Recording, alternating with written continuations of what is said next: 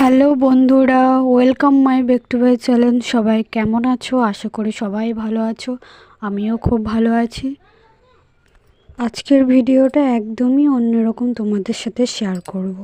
শুরু হলো আমার প্রেগনেন্সির 4 মাস থেকে 8 মাস অবধি কী খাবার খেয়েছি আমি একদমই স্পট না, ডাক্তার যেমন খেতে বলেছে সেরকমই খাই।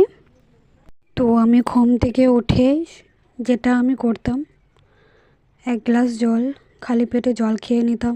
কারণ রাত্রে তো অনেকক্ষণ ঘুমিয়ে থাকি, জলটা তো প্রবেশ হয় না, তাই সকালে উঠে আমি 1 গ্লাস খালি পেটে জল খেয়ে নিই। সকাল 8টা নাগাদ এটা দেখতে পাচ্ছ কি শাক, কুলেখাড়া শাক। শাকটার নাম হচ্ছে কুলেখাড়া শাকটা আমি ভালো করে ধুয়ে নেব। ধুয়ে নেওয়ার পর একটু সিজিয়ে নেব, কারণ কুলেখাড়া শাকের জলটা খাবো সিজিয়ে। কারণ কুলেখাড়া শাকের জলটা খেলে কি হয় বুঝতে